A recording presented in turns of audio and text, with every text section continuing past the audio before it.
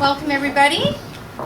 It's my pleasure to be back at Lakehead campus on such a beautiful day. It couldn't have been any more perfect than it is today. Thank you for bringing the good weather. I've heard that sometimes it isn't always quite as warm here. So what a lovely day and what a wonderful day for us to celebrate and join together in welcoming our 15th annual Keynote speaker to our joint PhD program.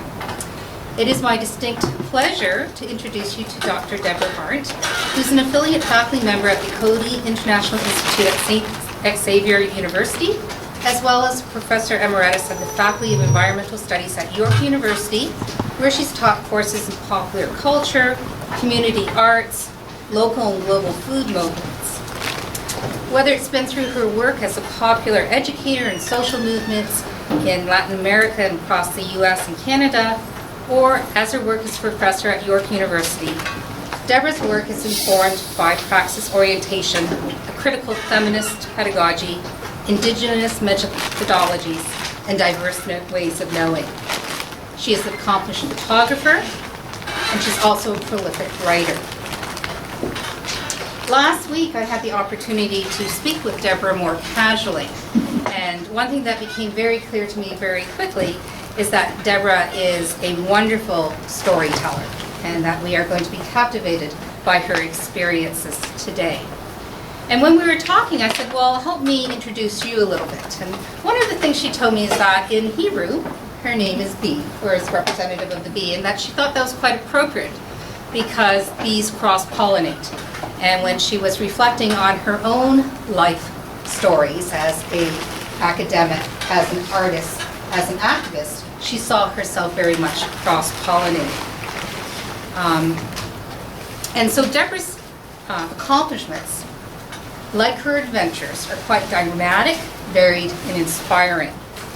And I think this is part to Deborah's growing up. She was very much moved by the civil rights and women's rights movements, the anti-war movements in the States, very much a child of, quote-unquote, the 60s. And she was also influenced by her early travels. She traveled through the Middle East and Asia as a young adult, and also throughout Europe. And it was when she was in Europe, working in Geneva, I believe the YMCA program, that she first met some influential people from Latin America. And I think they inspired in her that desire to explore Latin America. And so I think she found herself a few years later doing doctoral work in Peru, and very much taking up the calling of Paul Ferro in the pedagogy, working with immigrant ESL workers, and became particularly interested in the lives of women.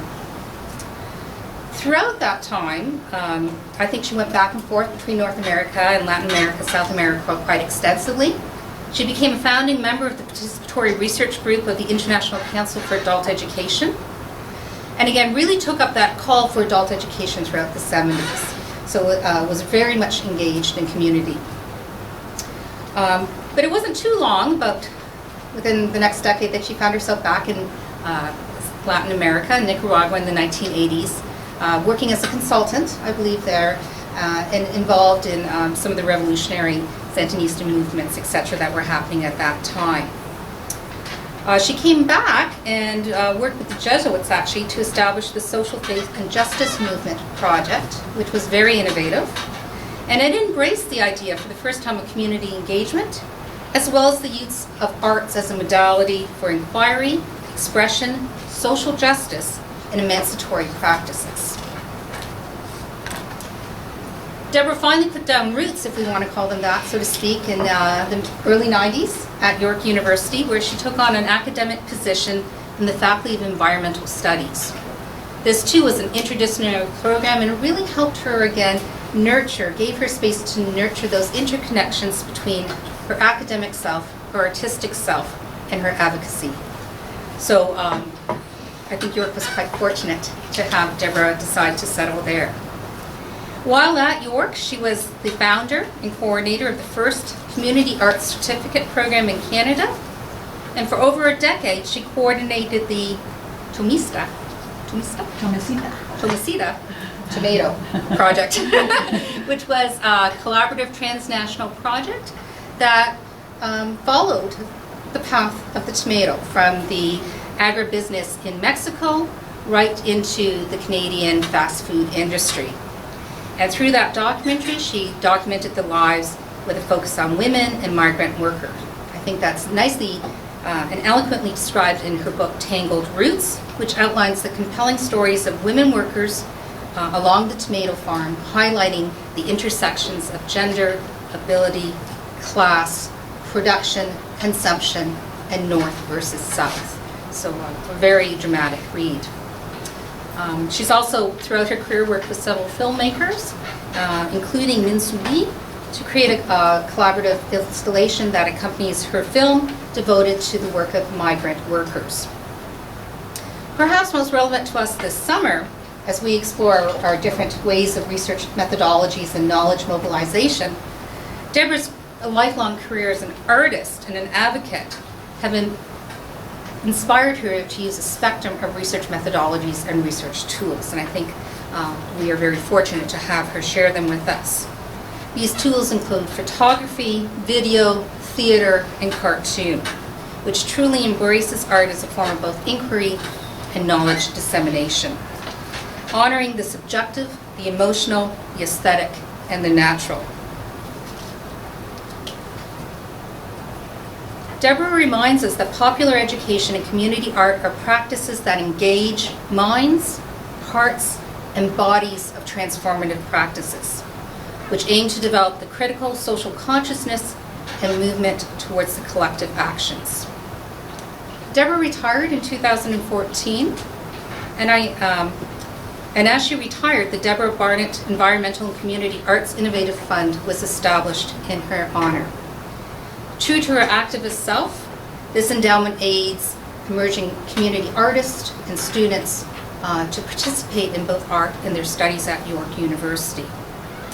When I asked Deborah about her retirement today, she kind of laughed, and she mentioned that she'd been on the road over the last 4 to 6 months.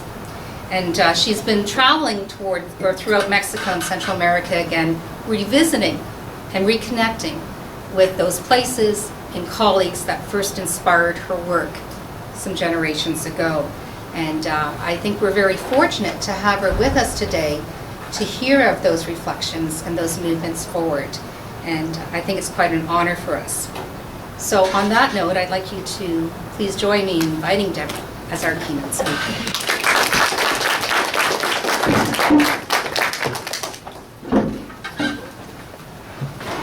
There's a river flowing in my soul. There's a river flowing in my soul, and it's telling me that I'm somebody.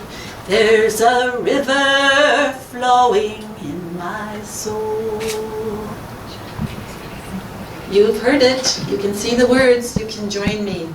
This song was written by Rose Sanders for young black youth to recognize their own value. But I think, in fact, we all need to recognize our value in this process. And that's what really this kind of research is about. So join me. There's a river flowing in my heart, in my mind. There's a river flowing in my heart. There's a river flowing in my heart. And it's telling me that I'm somebody. There's a river flowing in my heart, in my mind. There's a river flowing in my mind. There's a river flowing in my mind. And it's telling me that I'm somebody. There's a river flowing in my mind. In our lives. There's a river flowing in our lives. There's a river flowing in our lives. And it's telling us that we're somebody. There's a river flowing in our lives. Thank you. I actually wasn't going to do that because I thought I'm speaking to a PhD seminar in a university and it just wouldn't go. But I needed to do that for myself, I realized, because when I can sing before I speak, I bring myself into the room. I feel my whole self is here. I feel more grounded. And the other thing it does in a setting like this is that now I've heard from each of you. You are in the room. You're not just going to sit there, I hope, to just receive and digest. But hopefully, I know your bodies are there, your minds, your souls, your hearts are there. So for me, this is also exemplary of when we're trying to challenge methodologies that may be only focused on text-based learning and thinking about the embodied ways that we can bring other forms of expression into our research and education practices. So, thank you. I want to thank particularly Vera for the introduction. She's kind of given an overview of my talk, really. It's a great outline. And Paul also for welcoming me here, feeding me lunch. And also I want to thank Susan and Pauline. We had a great morning with your class. And Tanya and Cam, we're going to be together tomorrow morning. I find it a wonderful privilege and kind of as Vera said, it's for me a convergence of being able to reflect with you on kind of my journey through research methodologies. And as Vera said, I just completed in April a 4-month road trip to Panama, and I'm going to share some of those revisits with you. But I also spent the last 2 months going through my files, trying to clear out my office at York University, and you can imagine trying to review this life through paper, which tends to be an occupational hazard in academia. So I'm very much in a mode of looking back and revisiting, rethinking, and also to find a way to move forward in this new stage of my life. So I'm going to take you on a bit of a journey. 1976 in Peru is where I did my own doctoral research, so I wanted to connect with you who are at that stage of kind of deciding what you're going to focus on. And I was working with women in squatter settlements that were in literacy classes using a Paulo Freire methodology, and I found myself really conflicted because I felt like I was torn between 3 roles. In Spanish, la pensadora, which refers to sort of the demand as a researcher, a PhD researcher, to be doing critical thinking, critical social analysis. I was also, though, very much impacted by being in Peru and seeing, for example, the role of I grew up in the States, so seeing U.S. hegemony in the Peruvian context, seeing the role of multinationals, seeing, really it was a politicizing experience for me. And so it also, in a sense, was nurturing my activist side and feeling like I needed to be doing something and not just thinking about it and writing about it.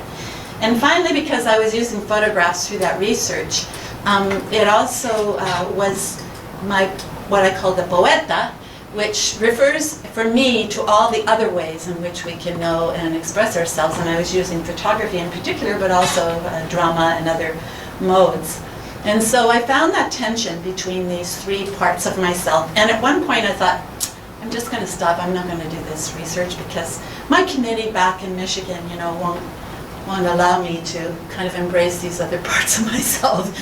And so, ultimately, what I realized was that I couldn't live without any one of them. And that as I translated them into English, the artist, the academic, and the activist, I was going to probably have to be living my life with these in constant tension with each other, and that really for me, I needed them all. Now that didn't mean that they were all equally important at any one moment in time. So I'm going to use this as a kind of framework for sharing with you some of the experiences and show how it kind of shifted. But even when I might have been focused more on one than the others were always present in some way or another. And it might be, in a sense, a way of talking about, really two major conflicting cosmovisions, which I also reflect on in terms of my own training. The first, the one on the left, reflecting the more reductionist science and kind of the objectification, and what affected positive sociology. I was doing my doctorate in sociology. And the regenerative reflecting more kind of cosmovision, which sees the interrelationships, the self-organizing aspect of nature and of human relationships. And diversity. So I also want to acknowledge that my perspective is that there is always power involved in any of these contexts. And so I draw on Said for his, I love the way he states this, that, even though we might say, true knowledge is to assume that true knowledge is fundamentally non-political, which I think within the kind of social science I was originally trained in, that was the notion we could be neutral. Or conversely, that overtly political knowledge is not true knowledge. It obscures the highly organized political circumstances obtaining when knowledge is produced. So that's acknowledging the context that we're always in social historical contexts that are shaping those power relations. We're never outside of them. Okay, so basically what I'd like to do is divide this talk into two parts. There's the kind of pre-York and then York. So my life as a full force academic beginning in the early 90s will be the second half. But I'd like to give you a sense of how I got there. And just basically what I'm going to do is share with you my MA research, my PhD research in the 70s, and then my moving outside of the academy and working in NGOs and social movements through participatory research and popular education programs. And then York University for the last 22 years. And there I would like to focus on two major research projects. One that, if you've had a chance to read, the one is focused on this journey of the tomato, and the other on community arts and popular education. So that's kind of the outline for today, and I'd like to kind of pause in the middle also and see if you want to engage any of the questions of the first half, but that's where I'd like to go. And in each of the projects that I'm going to share, I want to highlight what were the methodologies that I saw myself using, and particularly because I think this is a particular focus and an opportunity in your own thinking about methodologies, and also because it's my particular passion now, is how the arts are used, and how the arts were used in each of these projects, and not equally at all, so looking also at that evolution. And finally, the fact that I've been able to revisit some of those places and some of those people that have caused me now to look back and say, what was I thinking? Or what are they doing now? So it was a real privilege in that sense, and I'd like to. Just preparing this talk was a good practice for me, actually. On Sunday, I had two of my current PhD students listen to me do a dry run. So they really helped me shape it. They had a lot of good feedback. So what I'm saying is I'm grateful for the process that you've given me to actually think through this at this stage. Okay, 1968. I'm at Michigan State University working on a master's, and because I grew up in a rural community and also in Appalachia in the US, I was really interested in this organic notion of time, and on the other hand, and when I moved into urban contexts, in the mechanical notions of time and that conflict. So I had a professor, advisor, who had done research in Guatemala, and it included some aspects of time consciousness. So my master's research, this is like true confessions, was on the time consciousness of indigenous Guatemalan peasants, and I never went to Guatemala. I got to know these subjects through 710 IBM cards. Now you won't know this, but any of you who lived in the 60s, in the beginning of sort of the use of computers, and they were enormous, right? And we had these IBM cards with little punch holes, and the cards would go through the machine, and it was a kind of a quantitative study, right? according to some of the questions he had used. So it was a secondary analysis. And so when I look back and think that that's what I was doing then. But I was so influenced by it that I thought, wow, I'm really attracted to this more organic notion of time. I'm going to just throw away my watch. So I took my watch off, and for 7 years I didn't wear a watch, although I was always looking at everybody else. 7 years later, I had a chance to go to Guatemala and study Spanish. And in Antigua, and right near Antigua was San Antonio Aguascalientes, where they were offering lessons in learning hip strap weaving. So I went for 2 weeks to study how to do this hip strap weaving. And it happened to be in one of the 7 villages that was part of this study, my 710 IBM cards. So there I am sitting, learning how to weave, and their chickens, you know, and the mountain volcanoes, and the women in their weave heels. And my teacher comes out and says, 12 o'clock, time for lunch. 4 o'clock, time to go home. So in fact, you know, I had to kind of face the reality that they were also now in a market system. I was, you know, as a tourist, a part of that, in that kind of mixed reality. So anyhow, that was my first adventure in research. And in that sense, that particular project was probably more focused on the academic. I wasn't really thinking about any use of arts, and certainly wasn't thinking about how I was going to change anybody's use of time except my own use of the watch. I went from my master's, and besides doing this kind of trip around the world, which I'm not going to go into, to teaching at a community college in New Jersey, Brookdale Community College. That was an alternative community college. It was on an old horse farm. And I just revisited there last year. So what was interesting to me, and this image is from last year, is to see how this community college now has arts as a major focus. That certainly wasn't the case in the 70s. But I was hired by the president, who said in the interview, have you read the book Teaching as a Subversive Activity? And I had, so that's kind of how I got hired. It was his Bible. But I guess you would say that that was my introduction to thinking about educational practices and power relations in teaching and learning. And in that period, I was introduced to the work of Paulo Freire and Pedagogy of the Crest. So how many of you are familiar with Paulo Freire's work and have read it? Yeah, okay. So, I mean, you know, basically, Freire was trying to name a dominant model of banking education in which, you know, it assumes an all-knowing teacher, and students really are more the recipients into whose empty heads are deposited all this great wisdom.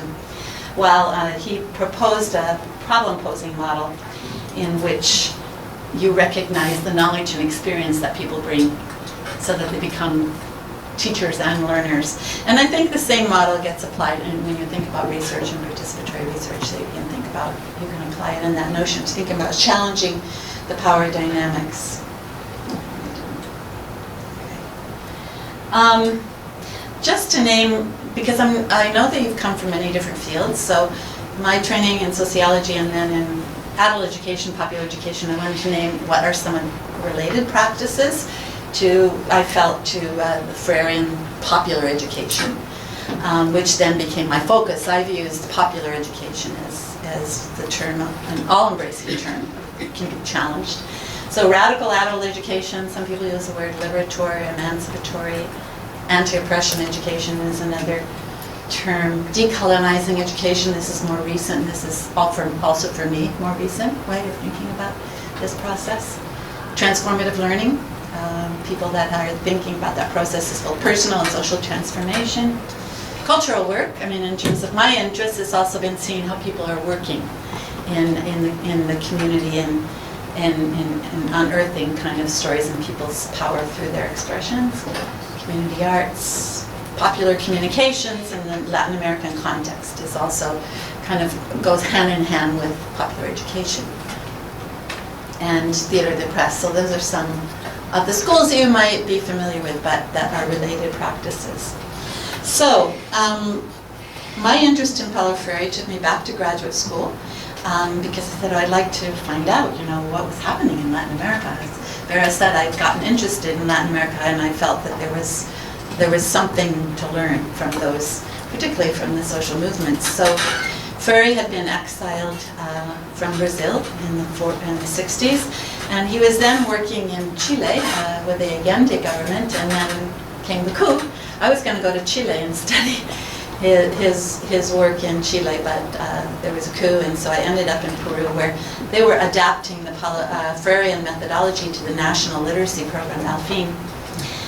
And so that was with, in a sense, the focus, because I was working with women in the migrant settlements, in what they call the pueblos jóvenes, new towns, squatter settlements, favelas, the slums around Lima, which really represented, in the case here of the woman in the upper left-hand corner, the phenomenon of migration, the beginning of the movement of people from rural communities into the city, losing their connection with the land and also with their own languages, and that's one of the reasons it would be in a literacy class here. But in that particular context, my work was really immersing myself in those classes. And in that sense, I brought my camera as a tool. And it was interesting because I was struggling with Spanish. I was just learning how to speak Spanish. And so when any of you have learned a second language, you feel stupid, right? And you can't kind of make yourself understood.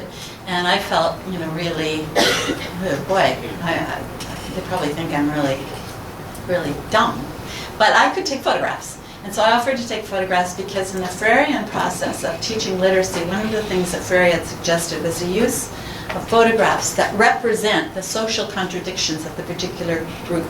So after doing research on the issues, the themes, what they call generative themes, they would make an image that represented that. So that would be the way that they would start to talk about their common experience and then introduce words that were related to that particular issue. So I was experimenting a lot with photos, making fotonovelas. For example, I don't know if any of you have seen fotonovelas. They're in Mediterranean countries, and I know also in Latin America, but they're like this great mixture of sort of true confessions, soap operas, and in photo form, right? So you have little dialogues, and the mother is falling in love with the lover of the daughter, and it gets very complicated. But people who can't read can actually read these fotonovelas because they can follow the actions. And so I thought we'll use that as a tool in the literacy classes. And this was one that I made actually with some of the teachers in the classes. And we made one which was to represent conventional literacy, conventional education and teaching literacy, and the other which was to represent this kind of Freirean approach. And so I had them act out how they saw them, and then it was a way that you could use that kind of photo story as a part of the training of teachers to think about their own teaching methodology. Well, in this case, it was interesting. I took the photo stories back, and in this case, this is the conventional story, right? The man who played the conventional teacher was actually from the community. And the one who played the teacher that was the alternative kind of Freirean approach was an outsider, a student who was coming in and teaching. And the community people just loved this one because that was their person. So it was always interesting to me how I get reactions, from people in terms of what they connected with. But this particular experience in Peru, of course, really made me challenge in deep ways what I was doing there. As a gringo researcher, there I am surrounded. And I think particularly of Cipriano, who was a literacy teacher in Aymara from the south of Peru, and he had been a shoeshine boy in Lima, and he was teaching literacy. He was also, like an organic intellectual in Gramscian terms. He had written his own books and mimeographed them, and he really challenged me. And he said, So what good is this work, that you're going to do? How is it going to help us? I mean, you're going to go back and write a book and get credit, and so what difference will that make for us? And Cipriano's voice has been kind of, for me, a voice through the decades, because I have to ask in everything I'm doing what difference will it make for Cipriano and that context in other contexts.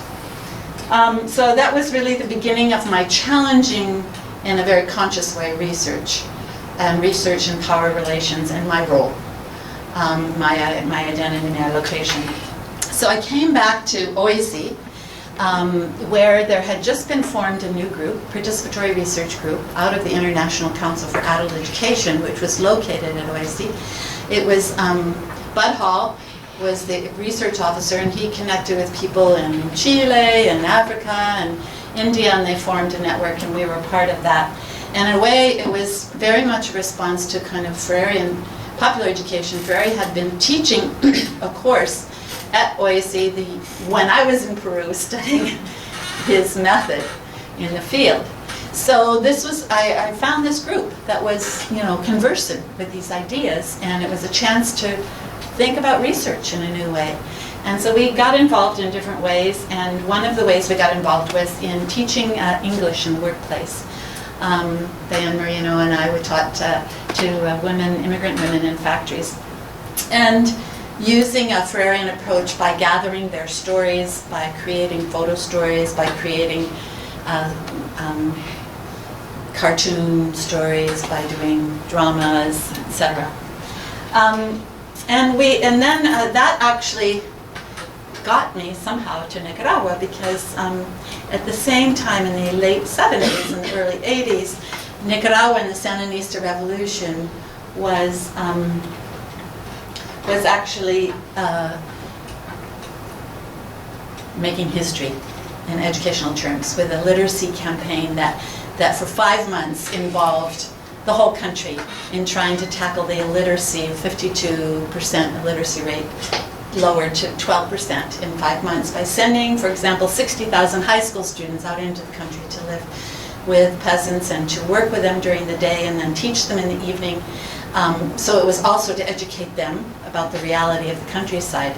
But I was asked to come when one of the Vice Minister of Adult Education saw the photo stories we were doing with English classes in factories in Toronto and said, we could use that in Nicaragua. So I went for a couple of times for periods to train literacy teachers in making their own literacy materials using photographs and testimonies, the stories. I have some examples that I'm going to share with the class. I brought in those books so we can see them tomorrow as well.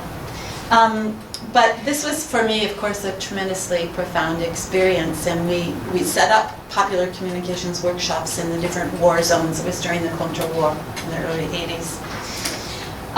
So what was the methodology there for me? I was more focused on popular education and popular communications. I wasn't thinking about it in the same way as research. I wasn't thinking about, producing for the academy. I was thinking about how I could actually share that experience in ways that were more accessible than academic work. And so in a way it was my activist self at its height, because it was a period when the US was really trying to totally discredit and dismantle what was happening in Nicaragua, and I felt responsible for sharing what I had learned and producing things that could be used. So I used my photography, and we produced different pieces, but one was a book, To Change This House. It's this one here, which is filled with the stories of different sectors applying popular education to health, to to farming, to community organizing, etc. But I was not at that point thinking about this as academic work, so that's why I put the emphasis here. In fact, these are some of the kinds of publications that we did. So on the left is a book that I collaborated with Diane Marino and Fern Crystal in producing with immigrant women. These were the women who were in the English classes in factories, and it was looking at their experience of just getting to work, just getting to Canada.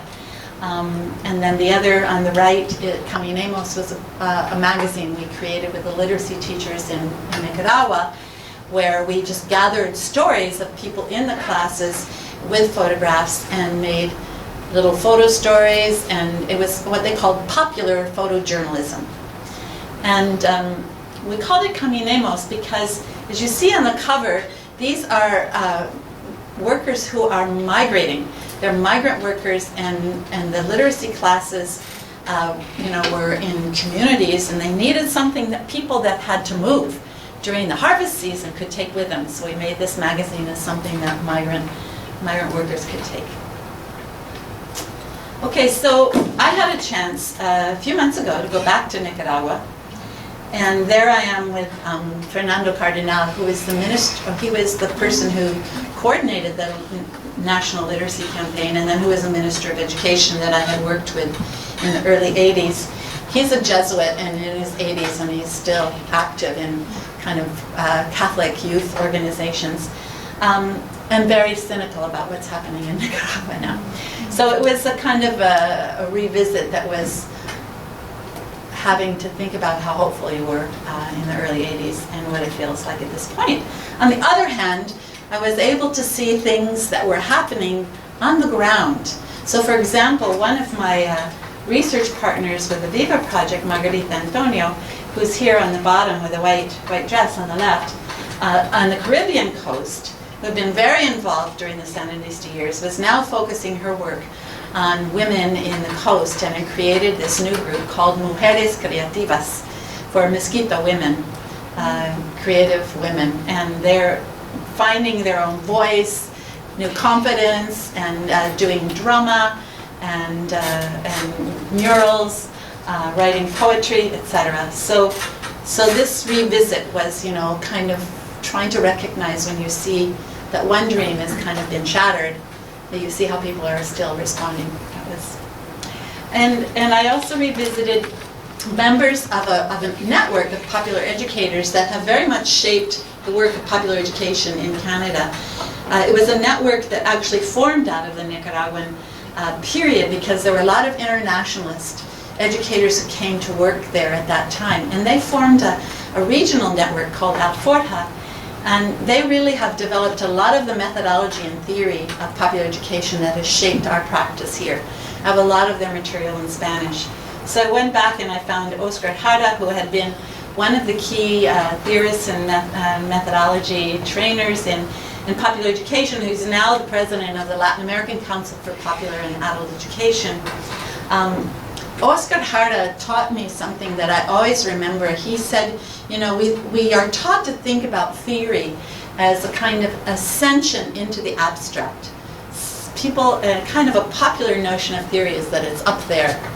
It's abstract, it's disconnected. And theorizing then is like ascending into the abstract.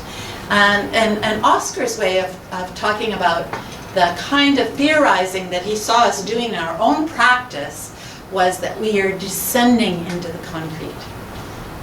We're trying to get, ground ourselves and understanding out of the experiences we're theorizing, that we are all theory makers. So I was really influenced by that. Malena de Montes, who's there looking at her laptop on the beach. So, she's also now part of a network called Just Associates, Jazz, and they're training women. They're doing training of Indigenous women's groups, with Indigenous women's groups as well, in kind of advocacy, women's advocacy. So I see how people have moved on into other realms. And the two that were most influencing for me, Raul Leis, a Panamanian who died tragically 3 years ago, and his partner, his widow, Mariela Arce, who's involved in training of the feminist advocates. So remembering them, and they were really my starting point for one of the projects I'll share later. Okay, so in fact, they were a part of a group in Panama that started in the 60s called CEASPA, Center for Panamanian Social Education and Action. And they had developed a process of bringing activists together every month for a whole day from different sectors to sit from the people who are working in rural communities, people working in indigenous activists, people working in the church, labor, peace movement, environment, etc. They would come together and they would do an analysis of how they saw what was happening in their local and national and international context. They called it conjunctural analysis. They called it conjunctural analysis, which is built on a kind of Gramscian notion that the forces, social forces, are constantly shifting, and that we have to constantly analyze their shifts, and that we in order to be able to act, we have to see those shifts and what those moments offer. Conjunctural analysis kind of sounds like an eye disease, and we thought that's not going to bring very many people. So I was hired in 1985, right when I had my child, because I needed a full-time job suddenly, and I was a single mother. And I was hired by the Jesuit Center for Social Faith and Justice to take this model, which they had actually seen in Panama with Raul Leis, who had started it, to bring together people working in different sectors to challenge the fragmentation of the thinking, the single issue organizing. When you put everyone in a room together, you get a much better picture, and you can also see the differences as well as the potential alliances. So we started a project called Naming the Moment, and we, for 8 years, brought people together every month from different social sectors. And we developed our own process of conjunctural analysis, but we use the word naming the moment. And this process included training people in organizations to think about how they could bring that process into their organizational lives. So in this case, for example, these are the people standing up were from Pollution Probe, and we were doing a national training workshop where they were learning the methodology so they could try to incorporate it into their weekly staff meetings. So they're actually, trying to build their own analysis in an ongoing way to be more strategic in their thinking. And we also put out a publication called The Moment. And I have some examples of it that you can see in the class, but basically in every issue, we tried to ground the issue that we were focusing on with a photo story. A photo story that was grounded in the lives of people most affected by that issue. So it was like a little, centerfold story. And I can show you that later. But basically, in that context, again, it was not an academic context. It was in NGOs, it was in the community, it was more in social movements from the mid-'80s to the early '90s. And it was a period when you could actually get paid for doing work that was, political education and organizing. And there are not many jobs like that. But we also were able to bring in a lot of cultural practices. We used theater of the oppressed, we used music, and we actually were able to offer a course in community photography for social change that community workers come for a year and develop photographic skills and produce something that's going to be useful to their organization. So for me, it was a fabulous experience. Okay, it's time for a break. Gonna look to the people for courage in the hard times coming ahead. We're gonna sing and shout, we're gonna work it out in the hard times coming ahead. With people's courage,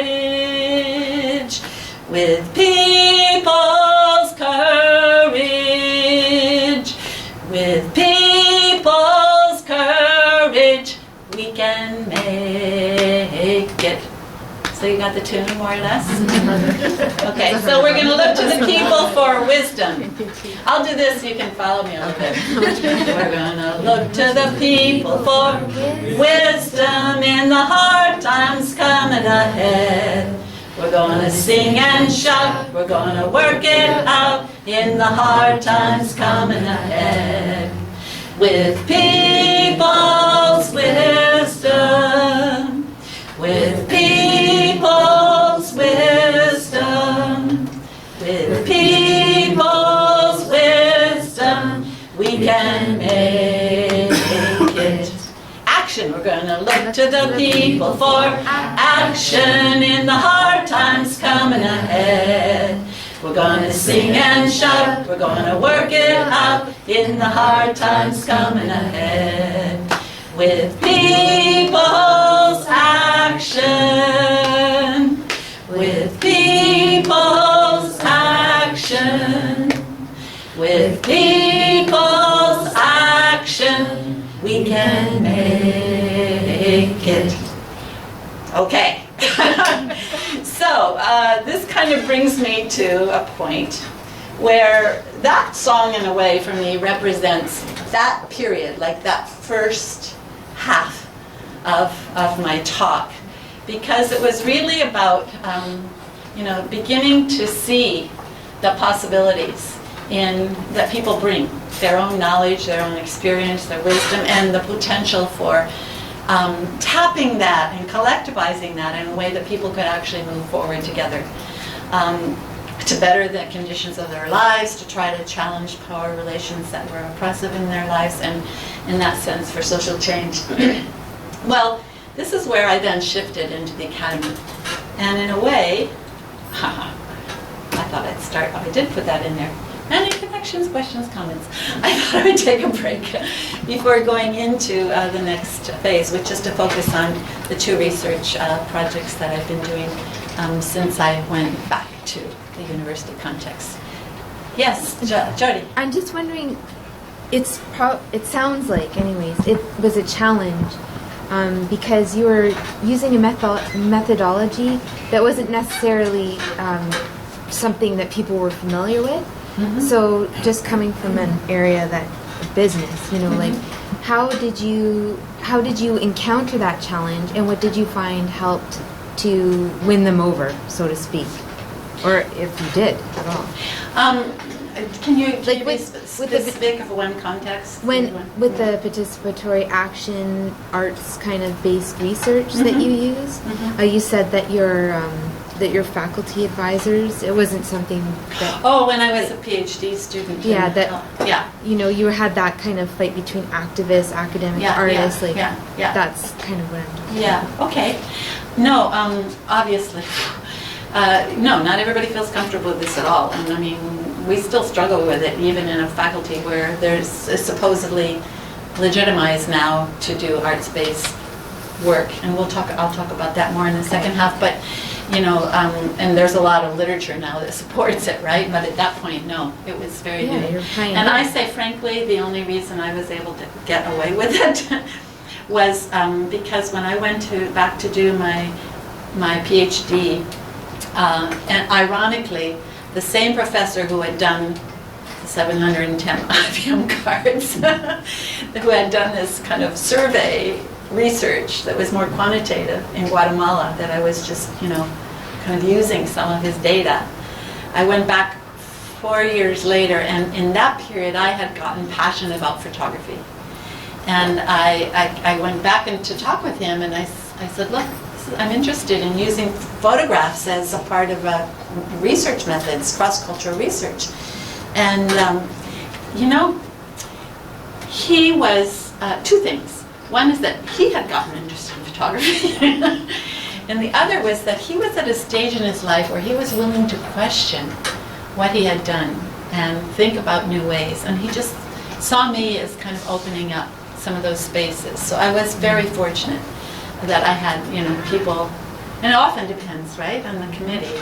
And then I had two women feminists who were very open to alternative, thinking more from the personal and political. Mm-hmm. So, yeah. Okay.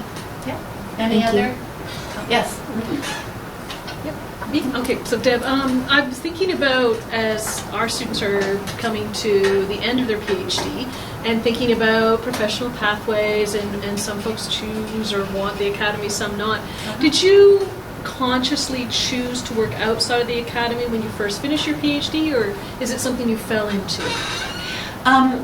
Good question. The fact that I was doing my PhD on popular education, I got really interested in it. I said, I'd like to be doing this, not just studying it. And so that was part of it, and it was also because it was, I guess, more of a political decision.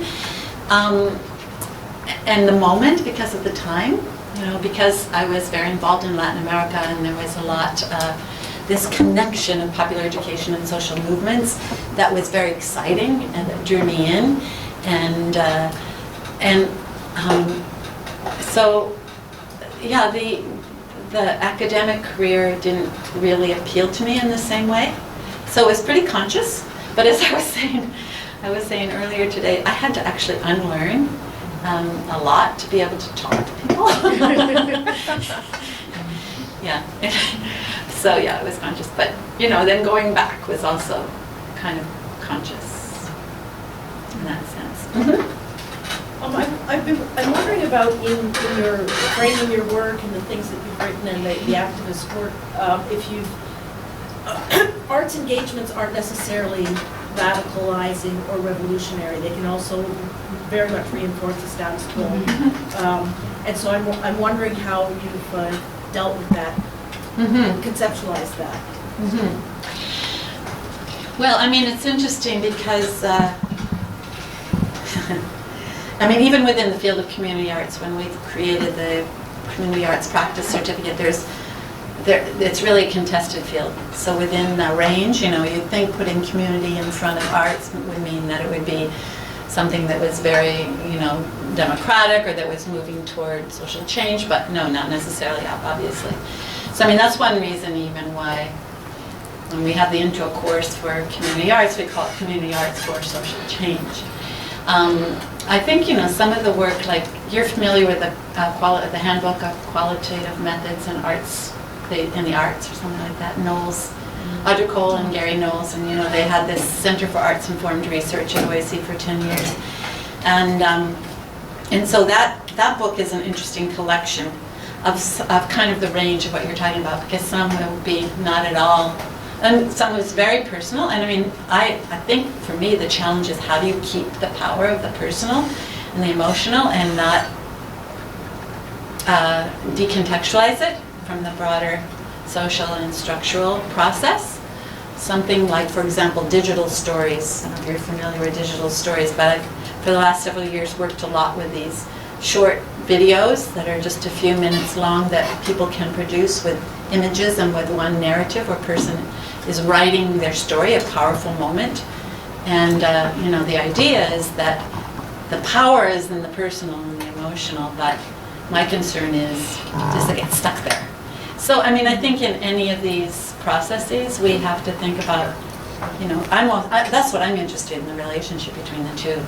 Because I think there are a lot of problems with those art forms that only, try to kind of teach you about the structural process and negate the personal, negate, the emotional, the subjective. And so I don't know if that answers you or not, but that's a question, a really good question. I think it's an ongoing challenge.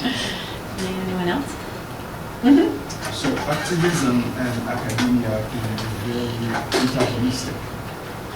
How did you manage to reconcile both? As you were an artist, an activist, and an academic? Well, have you tried?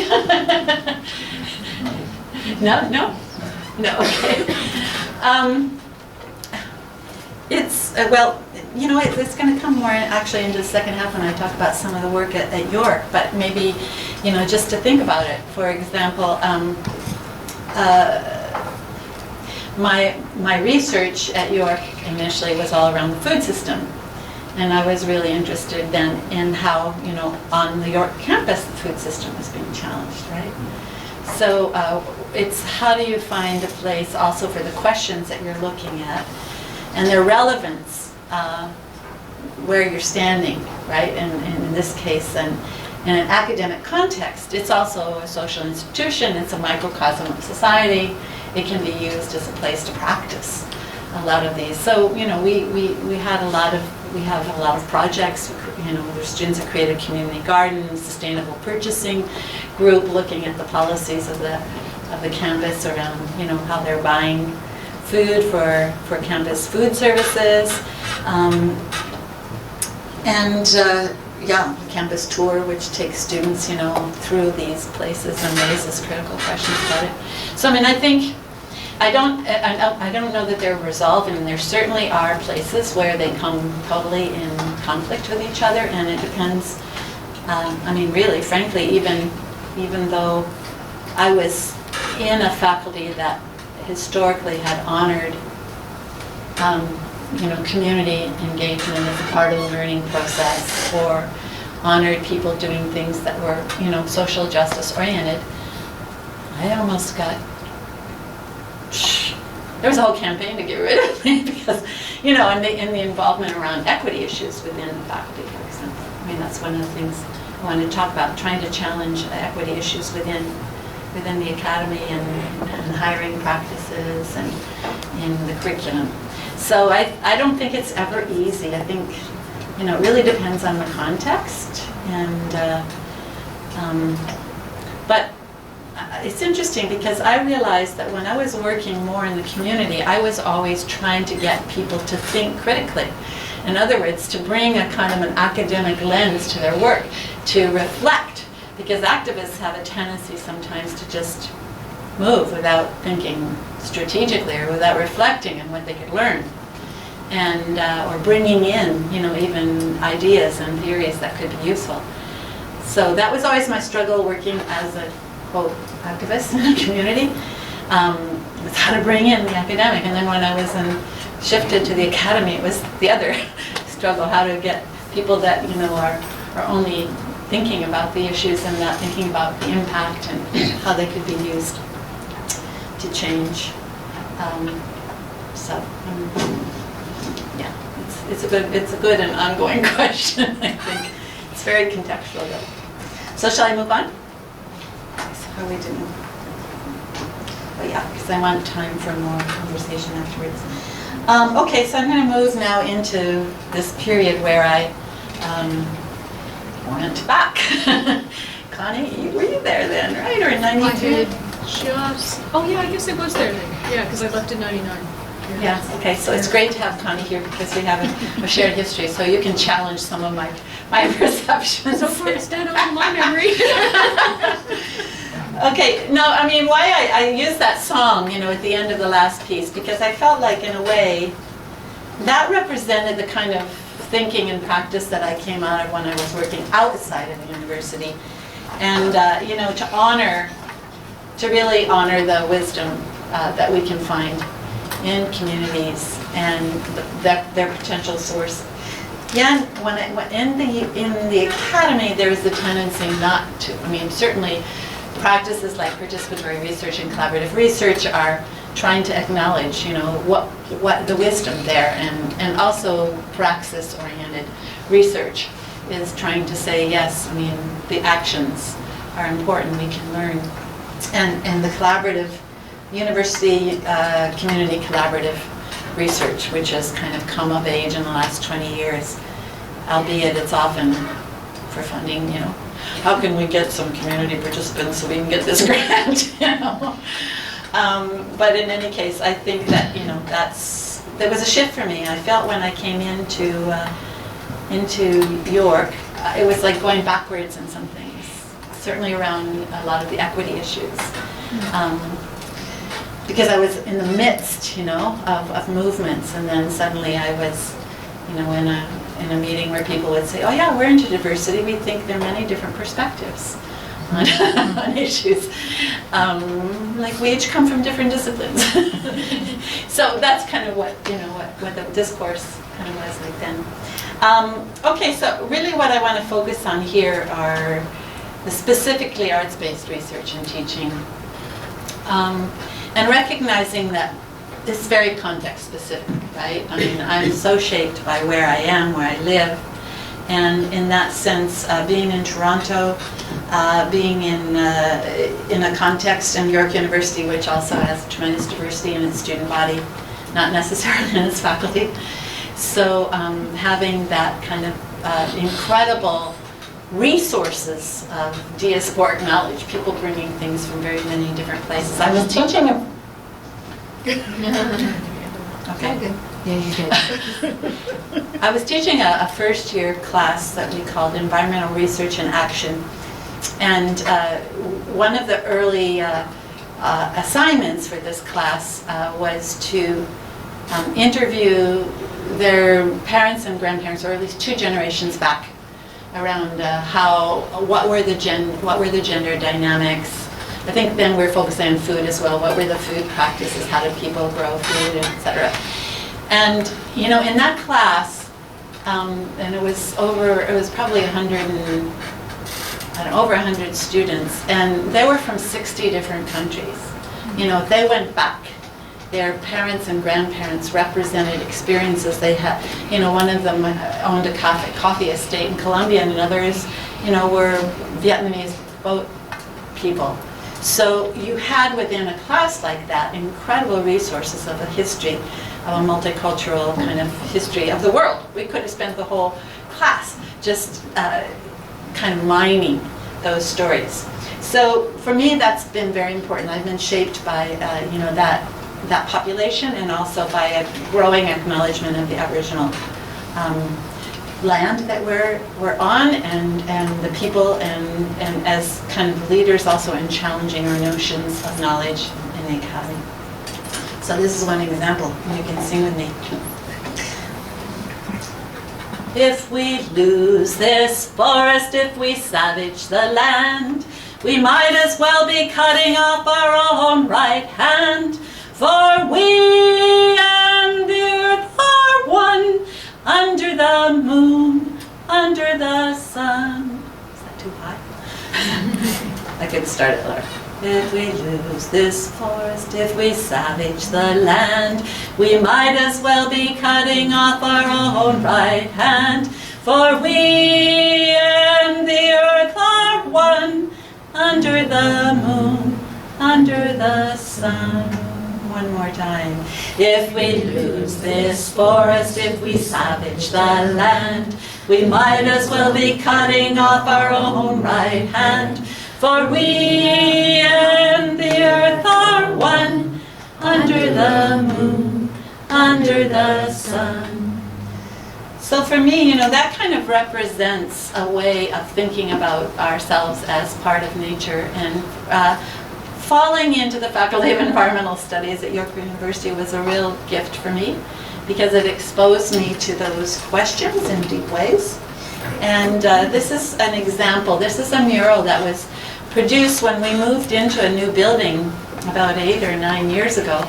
And we had our community arts students work over a year and talk with people both in our faculty. We shared it with the health faculty, 4-story building. So they went to classes and interviewed students and found out how they understood the relationship of health and environment.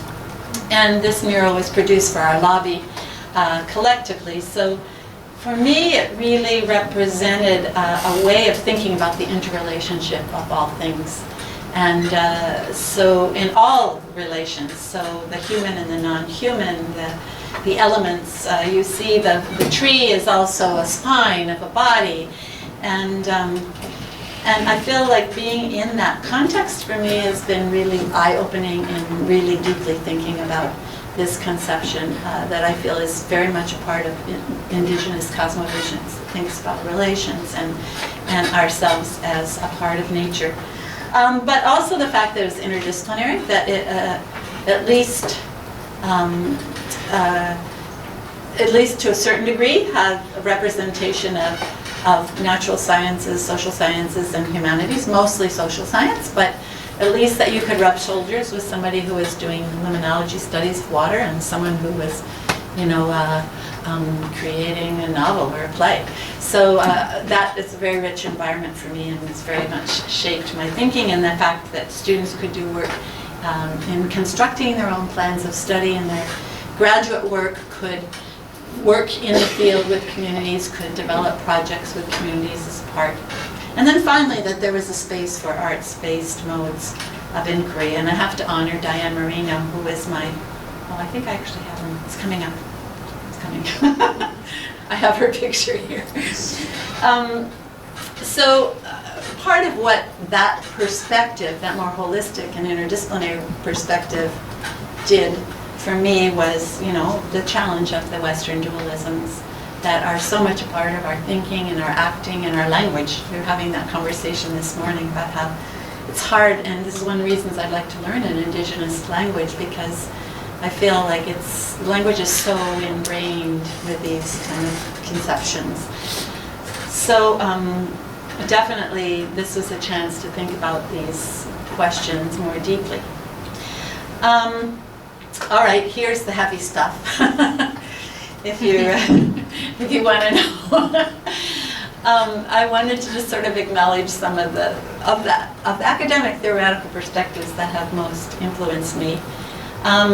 Certainly, coming out of the 60s and 70s and the work that we've done in other contexts, the Marxist and structuralist perspective on knowledge as constructed and ideological, and then naming some of the people that have most influenced me here. And I put Haraway there for situated knowledges, and feminist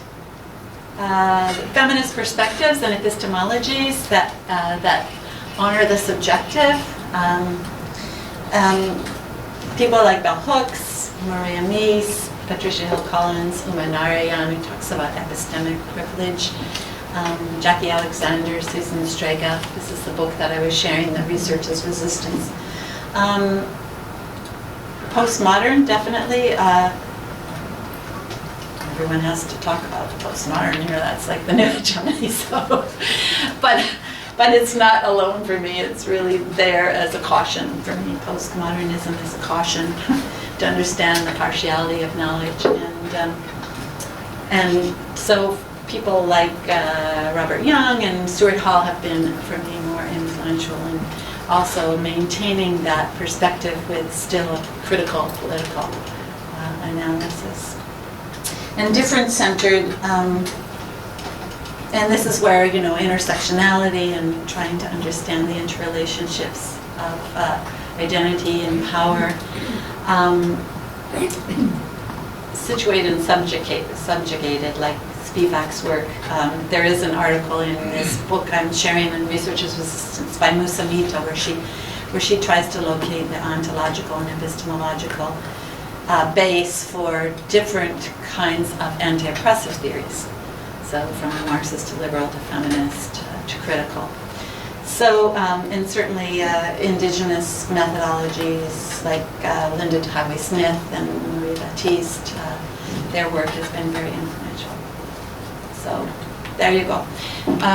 But in terms of specific people I wanted to also honor, and they're not necessarily people that have been in the literature, but I want you to know about them, and that have influenced my thinking.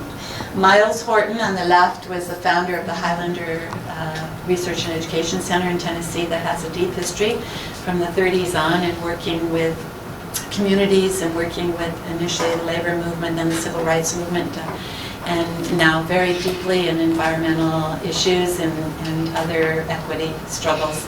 And Diane Marino, a dear friend that Connie also worked with, who I worked with from the 70s on until she died in 1993. And she was teaching in the faculty where I am now teaching, and in a sense, it is her space that was left that I moved into. And she was the one that really opened up the space for thinking about the arts as modes of inquiry and engaging people in exploring their own creativity. But the intersection of the critical and the creative, that they're not without each other. Paulo Freire, who I mentioned earlier because I studied him, but he's also very much influenced my thinking at the same time that, there are a lot of critiques. Freire can be critiqued for, from a feminist perspective, from an anti-racist perspective, from his initial views on nature, but I always found him open to those critiques. I've had the honor of actually translating between Paulo Freire and Miles Horton at one point in Nicaragua in the 80s. And, Miles was a storyteller and Freire was more a philosopher, but always very open to the challenges. And Bell Hooks, who I maybe read her own comments on Freire in responding to a lot of the critiques of Freire, saying, well, it's like drinking dirty water when you're thirsty, You need the water, and he's really important, even if there are things about the approach that need to be challenged from these perspectives. And then I'm going to honor two other people that you may or may not know about.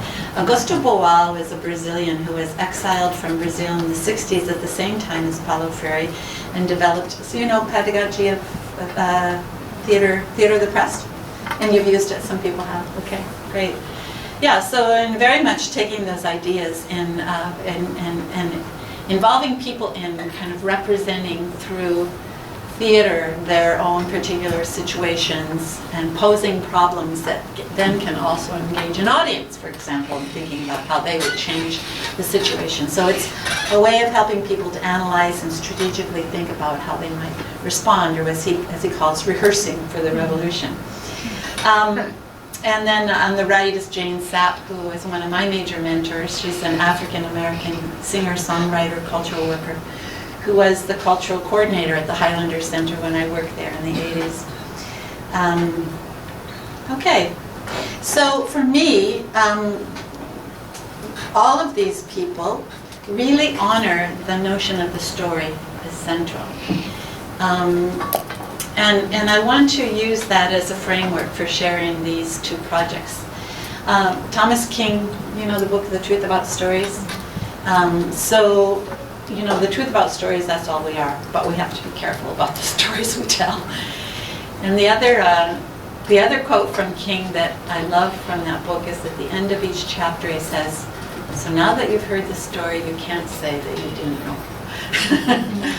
What is the question? The question is, what are you going to do?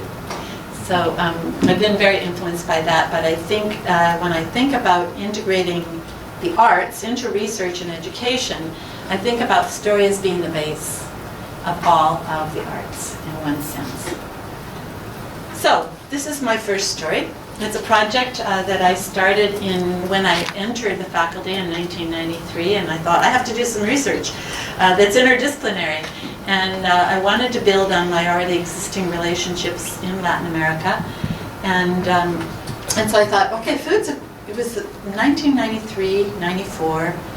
Globalization was just beginning to be like a discourse. And it was mystifying. It was almost like globalization and it's inevitable and it's moving forward. And I really thought, how can we get people thinking critically about globalization, but also in a demystifying way? And I thought, like food or something that we deal with every day, if we can look at globalization through food, then we're grounding it in our daily lives. So it was a kind of an entree to globalization. And I borrowed the idea from a little cartoon I saw where someone tried to trace a tomato, and I thought, that's a great idea. Because it was just in 1994 that the new North American Free Trade Agreement was implemented. And that was, I think, a big shift in terms of neoliberal developments. And so I thought this is a way for us to have this conversation across borders, with Mexicans, Americans, and Canadians.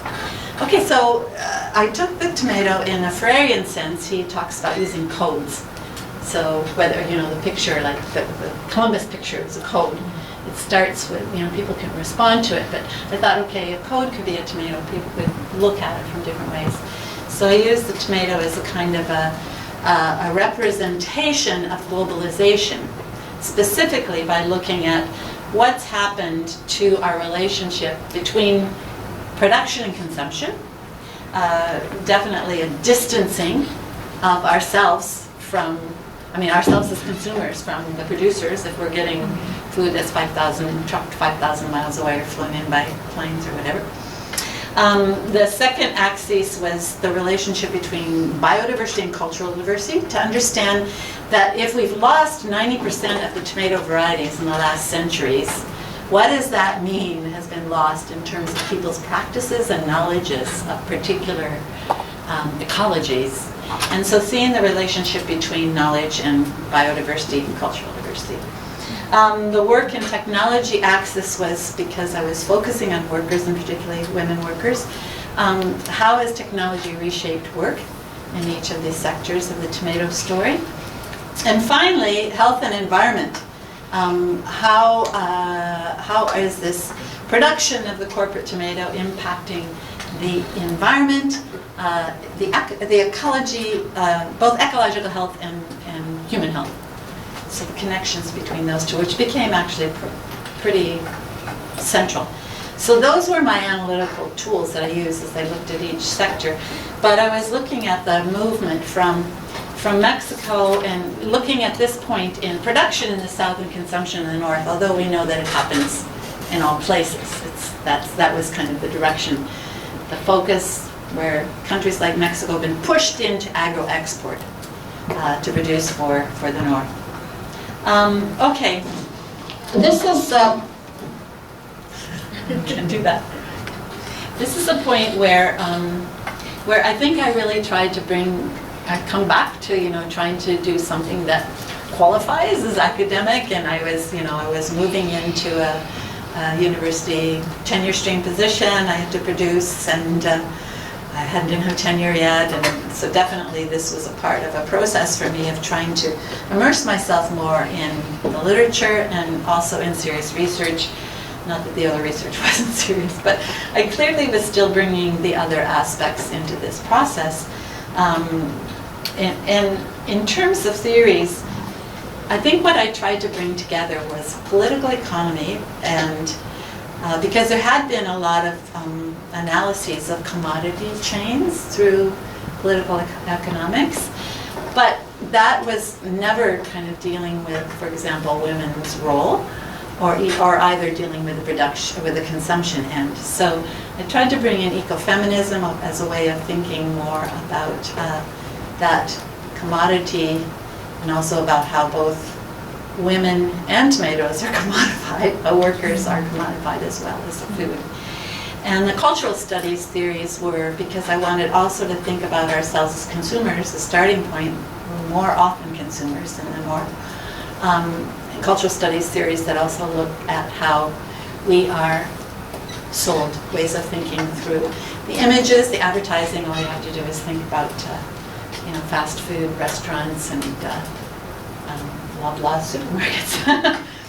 So these are those of you in the qualitative methods course, and we talked a little bit about this. I think for me in this project, I was using more conventional qualitative methods, although this corporate research is more, it was really interesting because it was pre-internet. I mean, you couldn't get a lot of information then. You had to go to the trade journals, and I'd go to the business library and we'd look at CD-ROMs where the businesses are talking to each other. That's where you learn what they're thinking. And I found it really interesting. I thought everybody should know how to do corporate research. And of course, a lot of interviews. I worked with over 12 graduate students over a period of several years. Some went with me to Mexico. Some were working, interviewing people in supermarkets and in McDonald's restaurants. So we did both managers, production, people working in the production and around the corporate agenda, and women workers, using life stories as well as individual and group interviews. But the photos in this case were definitely a part of the process, and I'm going to show you some examples of those uses. Okay, so the frame that I developed then, which I'm critical of now, but here goes, this is 1994.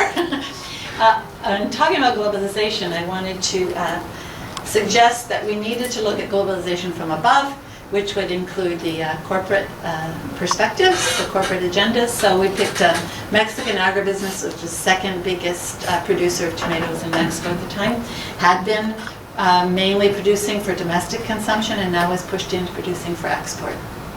Loblaws is the major retailer in Canada, controls 30% of the retail market, has, I don't know, about 18 other, horizontal integration with other supermarkets like No Frills, etc. And McDonald's as kind of the epitome of fast food restaurants that offered a model also of organizing workplaces that have been copied in many other industries. So, for example, use of photographs, if we're looking at the corporate interest, was to take the idea of ad busting. Now take the advertisements that you see. In this case, I found this wonderful one, President's Choice ad, of this unisex, this Arab walking through the desert with a shopping cart, and this very stylized nature of notion of nature, saying food means the world to us. And so the idea was to take the words, food means the world to us, and President's Choice, and kind of subvert them by offering the images that you don't see, which is of the women workers in this production process in the field, those that are packing, sorting the tomatoes, those that are actually putting little stickers by hand onto the tomatoes. Every time I take one of those off, I have to think about the woman who put it on, and then packing it for export.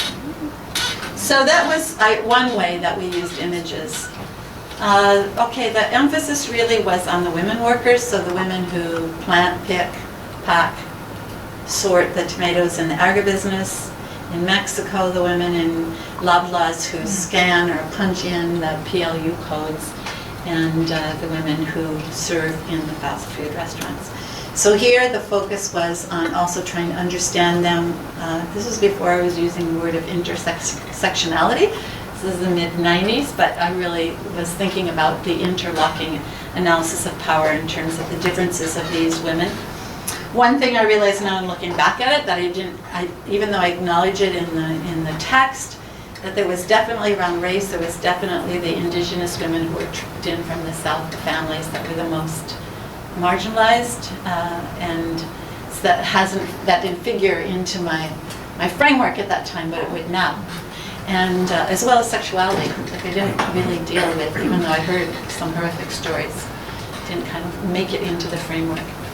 So one of the ways that we used photographs in the interviews with the women workers in the field was, first of all, their life stories of 3 women, one in each of the sectors. And this was Teresa, who is a peasant worker who had a salaried labor for the agribusiness.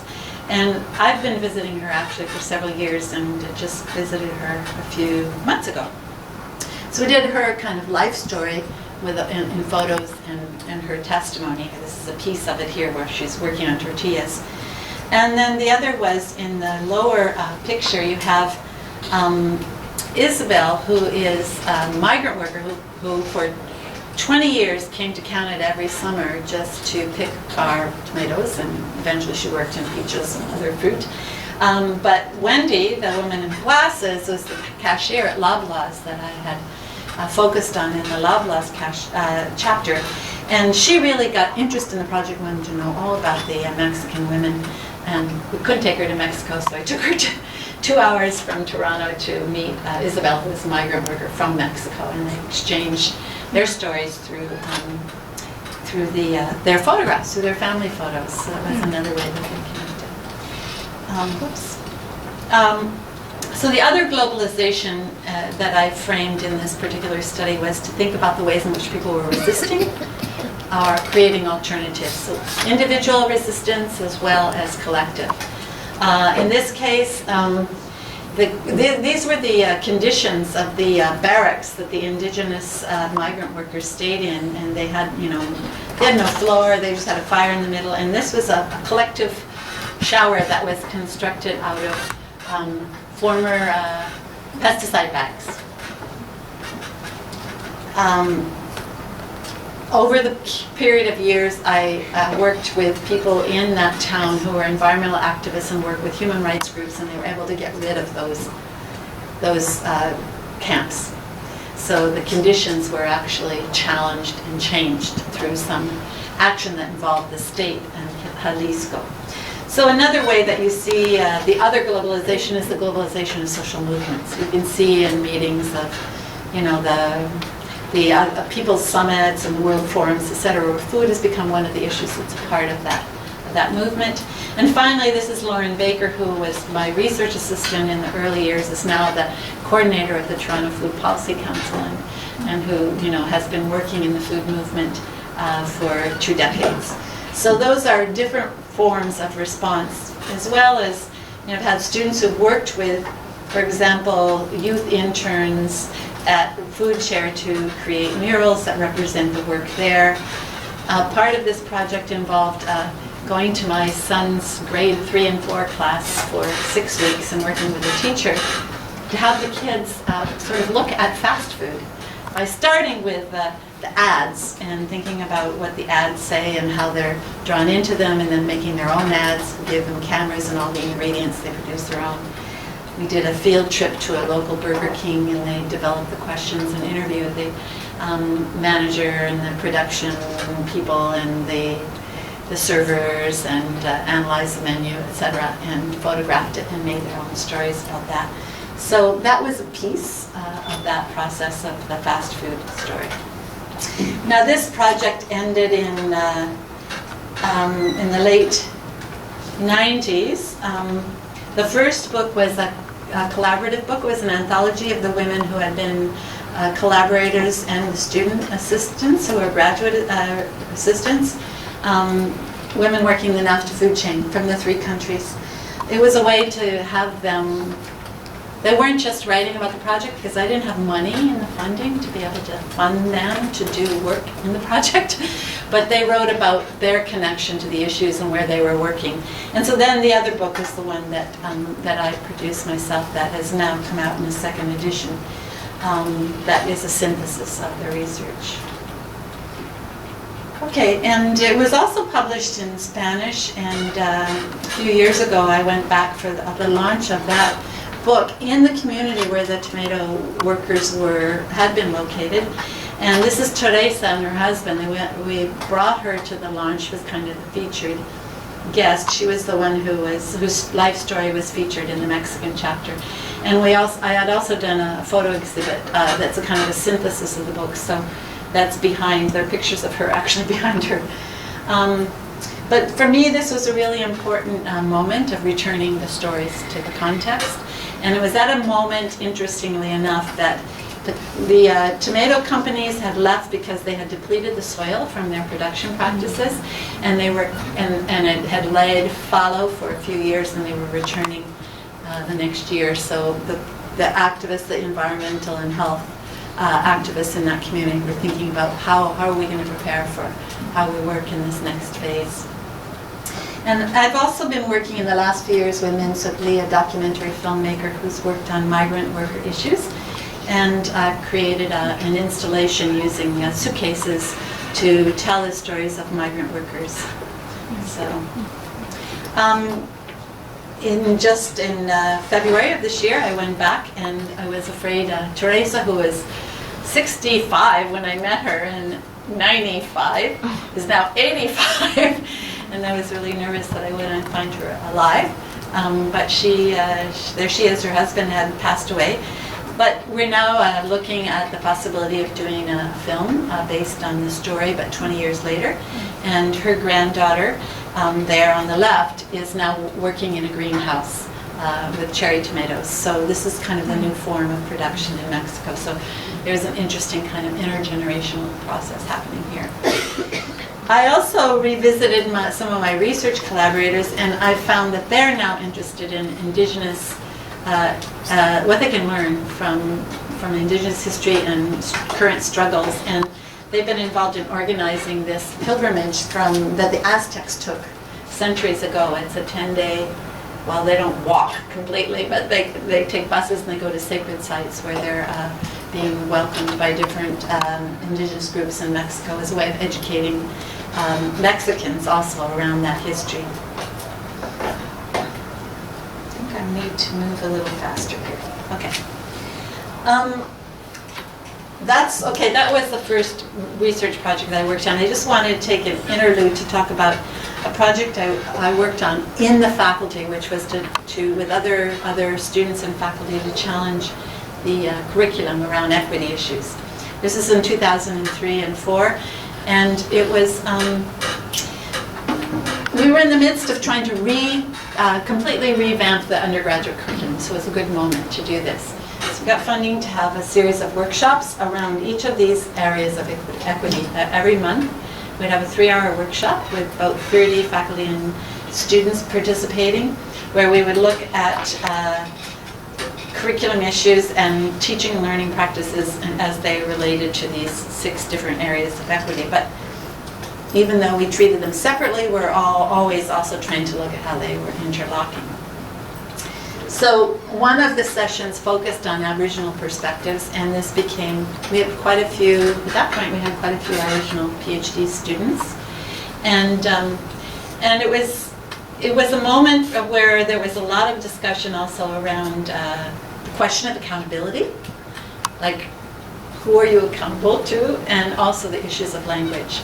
So one of our PhD students, about 9-10 years ago, Fred Metallic, challenged the whole policy around language in PhD work, and said he was working in Mistagouche and he needed to work in his own language because he was working around issues of language, and he wanted to be something that could be, in fact, he was accountable to his community. So we actually created a policy in FES, as well as got it eventually passed by York as a policy that Aboriginal students could use their own language in their dissertation work. And so Fred was the first one to do this, and he also proposed that his defense be in the community. So the committee, we were 4 of us, took a 15-hour road trip to Listagouche. And it was one of the most amazing experiences I've had, really, in my time in academia, because we were welcomed into the bingo hall, and we had a 5-hour defense that was in a part of the hall that was created so that we could, in a medicine wheel kind of form, in which the chiefs from the tribe, from the district were there, 150 community people were there, and we had a process that honored the ceremonies, their traditional ceremonies, and mixed it with our required protocols. It was a really interesting experiment, and but beautiful, because he would read, he would make a summary of each chapter in Mi'kmaq, and then Stephen Augustine, who was the external, who spoke the language, would give a summary in English, and then there would be a discussion that was not only us who were on the committee, but community people, elders standing up, young people hearing their language being used in this context. It was amazing. And then the last 5 hours were a salmon feast, in which half of it was a giveaway, in which the family offered gifts to almost 100 people who had been a part of their process. So for me, this really raised issues of, thinking about accountability, because it was a model of accountability to a community.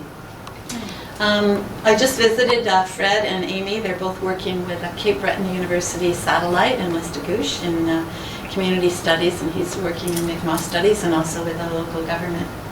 So this is my final research project that started in 2003, I guess. And it was, again, building on a lot of the relationships that have developed over the years with popular educators in Central America. And we involved NGOs and universities, so they were from Toronto, Montreal, Los Angeles, Mexico, Nicaragua, Panama. And I would say universities where there were kind of pockets of people interested in this kind of research and art. They were all context which had some kind of a popular education practice. And these were the projects. I want to actually show you each one of them, just to give you a sense of them. But the project was developed collaboratively. So we first had a workshop in Toronto in 2003 to develop the proposal together. And we did it also as we did a workshop that was bilingual with local Latin Americans in participating. In this case, again, I saw it as really trying to integrate these 3 very consciously. Even though, of course, a lot of it was very community-based, these were people that were thinking critically about their work and bringing, very conscious frameworks to it. So we designed, basically agreed, participatory action research was familiar to people within popular education because it actually kind of grew out of popular education practice. I mean, a lot of people will cite, if you read participatory research, the Freirean kind of practices, and certainly when we were in this initial international participatory research group in the late 70s and early 80s, it was very much kind of connected to that world. So, however, well, the first meeting, we developed our 2 objectives, one which had each of the 8 groups taking responsibility for doing their own participatory action research, recovering cultural practices that were a part of education and community organizing, aimed at social transformation. And then the second was about the exchange, and it was through our gatherings and our productions, workshops, that we wanted to exchange practices and theories and strengthen this kind of multinational solidarity. These are some of the feminist methodologies that I think affected or shaped our approach. And these are similar to others that I looked at previously, but an intersectional analysis. The fact that we were looking at very specific local practices, but in a global context. That we were honoring situated knowledges and the production of knowledge that was collaborative. Very much self-reflexivity and ongoing critique of our own roles and our own relationships and the power dynamics of the project, which you would see in the 3rd article, I think, that I asked you to look at. Arts-based research methods, an ecological approach that is considered the interconnections, and that also how that affects our thinking about holistic popular education that draws on aspects of our being that are not just the intellectual, and openness to emergent questions. Finally, praxis orientation and political action coming out of the work, although I can't say it happened in every case. So in terms of methods, we identified participatory action research, but for the Latin Americans, they actually had a method they called systematization, which is similar but different. And some of the differences are that, in systematization, it is only the people that have had the experience that do the analysis. It doesn't use outsiders. And it's a deepening understanding of what's been learned through a process of working through that experience. And they've written books on this. I mean, it's a really interesting practice. Certainly arts-based research, we were both looking at art and we were using art as a way of looking at it. And documenting the projects in video. So in the book, there is a video, a DVD, which includes 9 videos. 8 that were done by each of the 8 projects of their own work, and bilingual videos. And so that was one of the forms that we tried to use as a way of sharing the work in the book. I'm realizing that I should probably try to think of how to move through this. Because we've been sitting too long, we should get up and dance or something. Yeah, I would fall asleep myself if I were sitting there, so go ahead. Maybe this is the most important thing. Instead of just focusing on the projects, I want to show you how our own framework shifted over 3 years. So we started with a meeting in Toronto in which we used this framework of what we call creative tensions of community arts. The tensions, process, product, aesthetics, ethics, etc. And it was trying to say, these are kind of dialectical things that you'll find in these practices, and what do they look like? And so we asked people to actually try to use those in the projects that they were looking at. Of course, everybody did it in different ways, and they came up with other ones.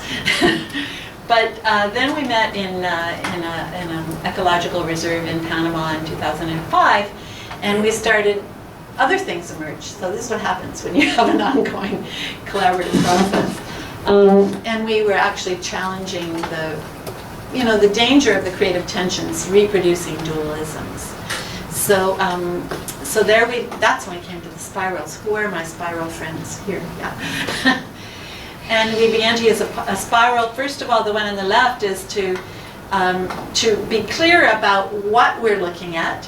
And we named, we're looking at this process of historical and cultural reclamation, like the reclaiming of practices that are, artistic, transformative processes of ethical representation and artistic creation for the purposes of popular education for social change. So it was trying to understand kind of the core process was this historical and cultural recovery, ethically representing in artistic forms for social change education. And then the second side was to be clear about our methodology that we were developing together.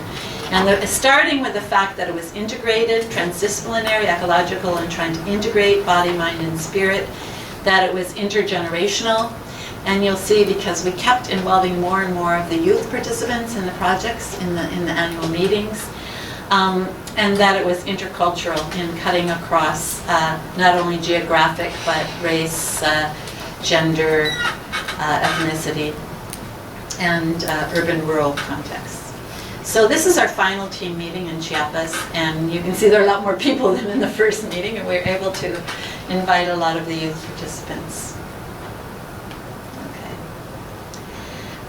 Just to get back to the title where I said this is decolonizing process, that in a sense this last meeting was where we started to talk about decolonization very consciously.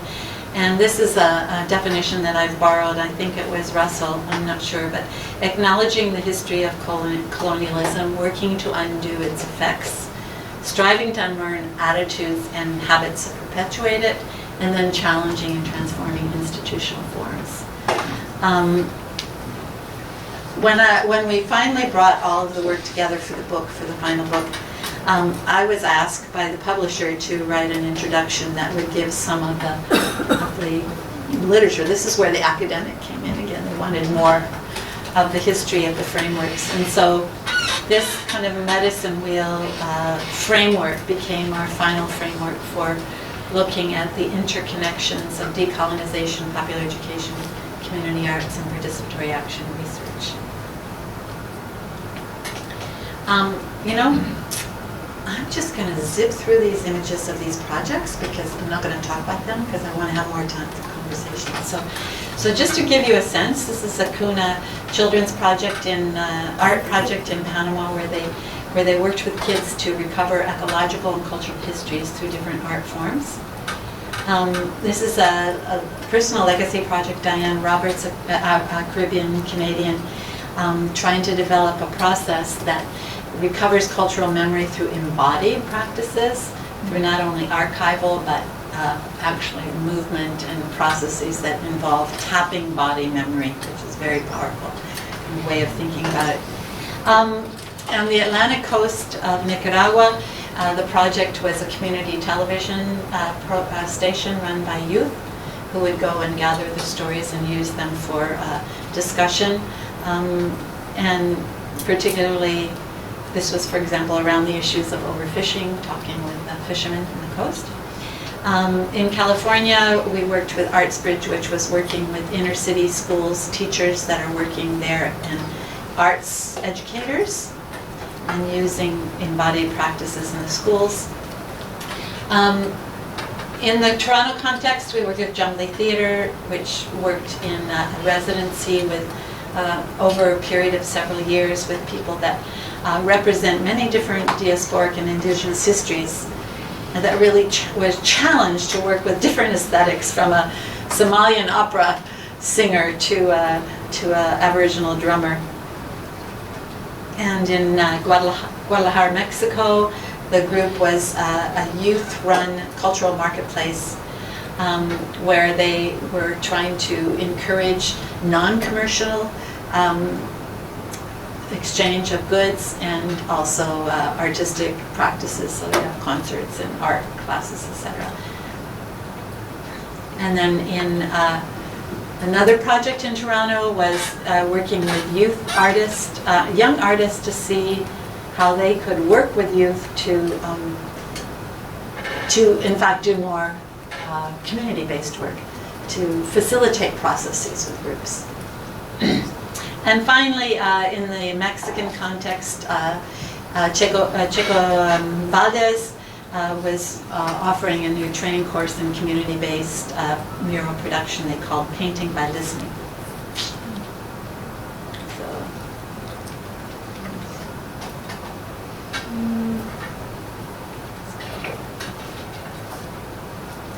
So I, probably should just end with this. This is, these are some of the real critical questions I raised myself around this project. I was the person responsible for the funding and, for disseminating, although we tried to make collective decisions about how it was used. I did a whole kind of little drama in the last workshop about me as Miss Moneybags.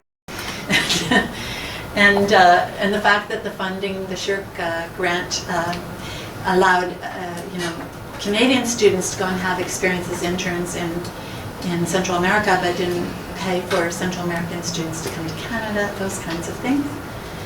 The white lady syndrome, that we kind of began to acknowledge that, in fact, not only were we kind of dominated in our group by white women, but community arts as a field tends to be dominated by white women. So there's a real kind of questioning that is ongoing in that sense. Certainly equity issues around participation, and the fact that, in fact, there was more Indigenous participation from our Global South partners than from the Canadian context, and that certainly influenced my direction now to work more in collaborative ways here with Indigenous communities, Indigenous artists. Yeah, so some of the limits of this collaborative research. And these are, I revisited each of these projects. This was in Nicaragua. This is in Chiapas, just a few months ago, and in Panama, and then with the tomato workers, who are now potentially going to be a part of a film that will focus more on food sovereignty with privileging the voices of Indigenous leaders in that movement. And these are women from 6 Nations in Ontario who have a community garden greenhouse project that inspired us, so maybe they'll become a part of that. So that's, I think I'll stop there and open it up for, that's our community arts program. I just wanted to put a plug in for that. Yeah, so we only have 10 more minutes, and I've really rambled on. So I want to ask again if you have questions or connections or, yes? Actually, my question about this issue, postmodernism supports decolonizing or not? Wow. Does postmodernism support a decolonizing practice? Figures or Pardon? characters or figures or characters or figures? Characters or... well, I mean, postmodernism for me, I mean, it's kind of it's a whole range, right? I think I don't think it always does, for sure, because, I mean, for me, I've identified more with postmodernism as a reminder that knowledge is always partial, that it's subjective, that, it's constructed, and so, but I think it can also be very depoliticizing. Postmodernism can be taken to, in fact, freeze people from moving, because you only ever have a partial perspective. Yeah, well, that's all there is. I mean, I'd be interested in what other people would have to say about that. I think it's a great question. And, like I say, I've adopted postmodernism more with transformative and emancipatory processes, because I don't want to get stuck in just acknowledging, the limits in the sense I think you have to move, you have to act on partial knowledge, and then reflect on it. So anyone want to tackle that one?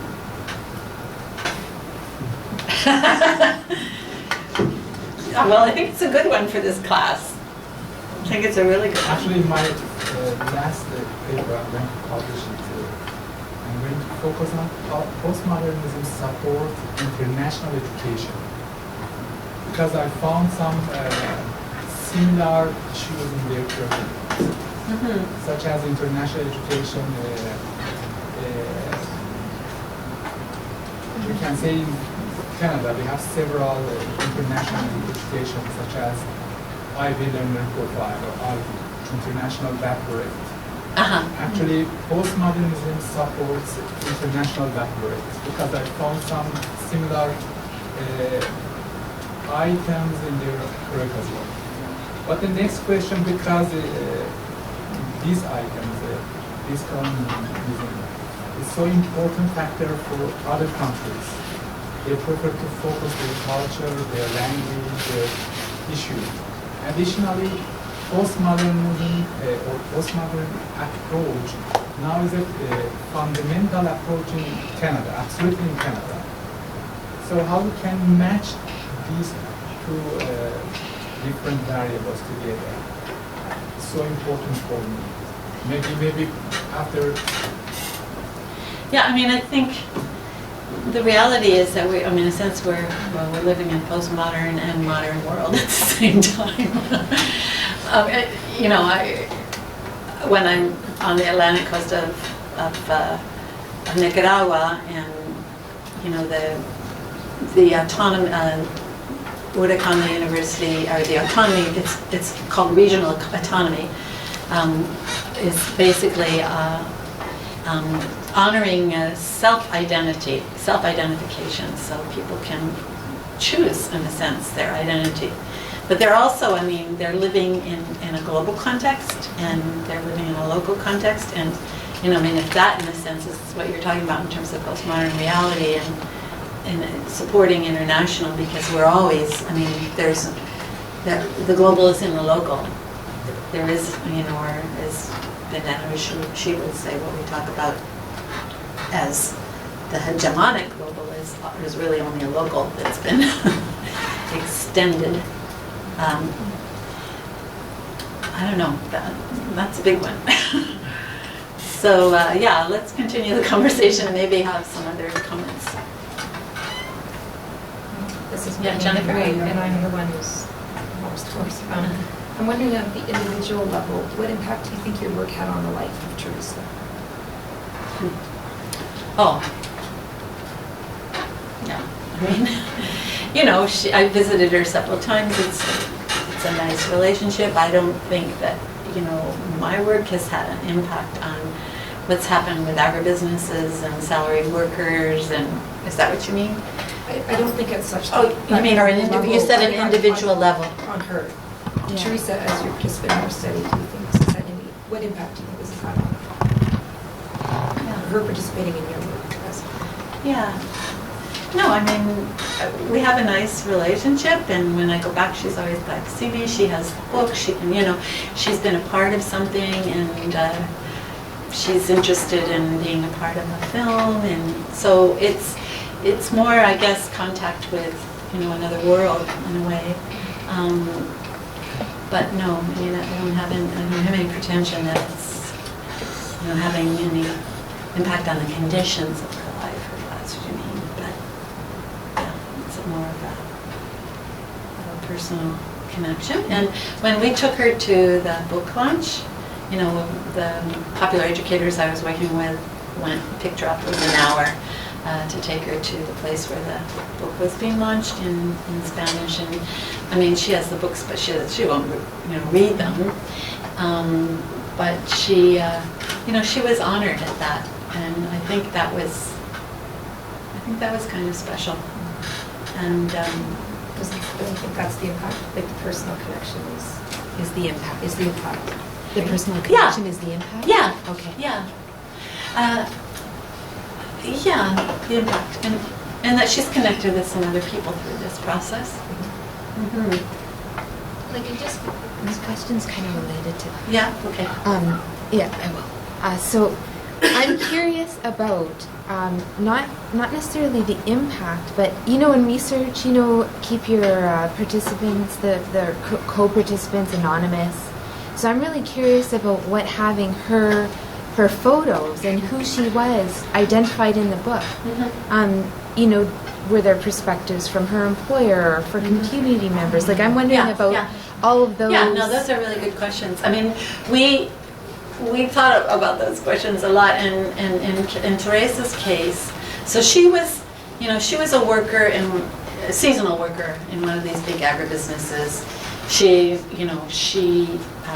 when we showed her the story, etc., in the book, we used a pseudonym, right? But I mean, obviously, but she wasn't implicated as she didn't make a critique of the company. She would, she wasn't implicated in the critical analysis, right?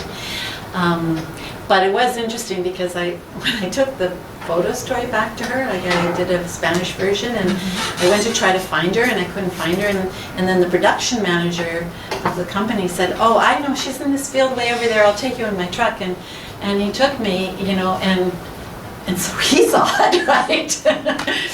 And then I had to find it and give it to her, and I thought, oh boy, he's looking at it. I mean, but it was, it was just it was her life story. It wasn't going to be threatening to anybody, but we did use pseudonyms, for people. But yes, you're right. I mean, the photographs are there. Yeah. It's just that none of them said anything that was going to jeopardize them in their employment. But it's definitely an issue in research like this. Absolutely. Yeah, because I saw it in lots of your books, photos of actual people and pseudonyms for sure. I just wondered in any of those. Yeah, no, it's a good question. I mean, the migrant workers particularly, are more precarious situations because the migrant workers in Canada are dependent on their employer inviting them back. And so, in Minsuk, who has been doing films on this, has to be really careful about the impact of this critical look that gets public and the impact on the workers. But yeah, in the cases of the 3 people that I focused on, they weren't threatened. Right.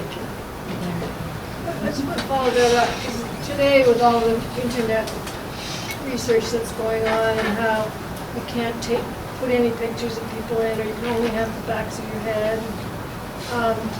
And I noticed in your lovely books that you have a lot of pictures of people. And how did you deal with it at that time? Do you have some place where, and there's no name, like the pictures, they're pictures, but sometimes you have the people's names, but other times you don't. Did you deal with, is there some place in the books where they're named and the permission's given, or is that just a different area? And I'd like to know the specifics you're talking about. I mean, this is a big debate in photography, of course, like can you take pictures in public, and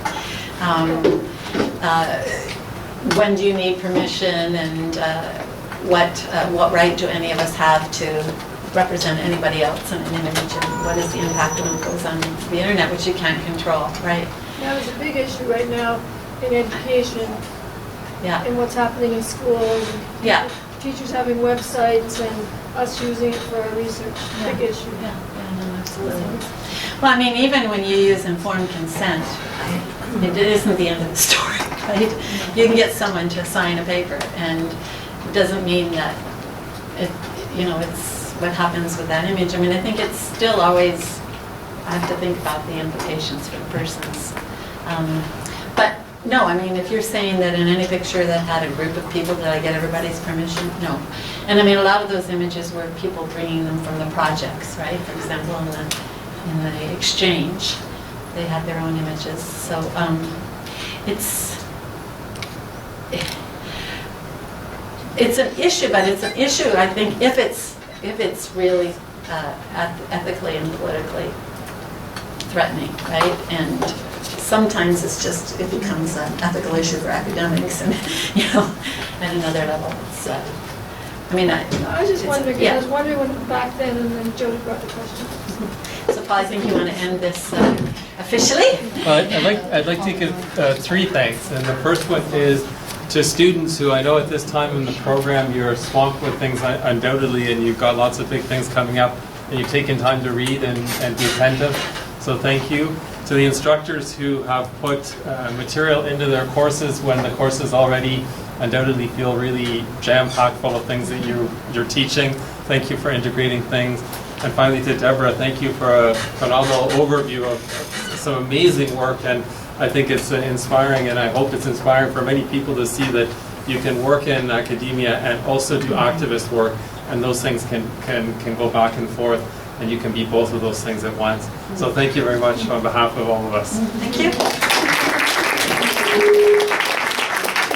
And we can continue the conversation. conversation, I guess, with some refreshments. Yes, the faculty lounge where we had the welcome breakfast. Anyone here is welcome to come over and join us there with refreshments and talk further. At least to take some home.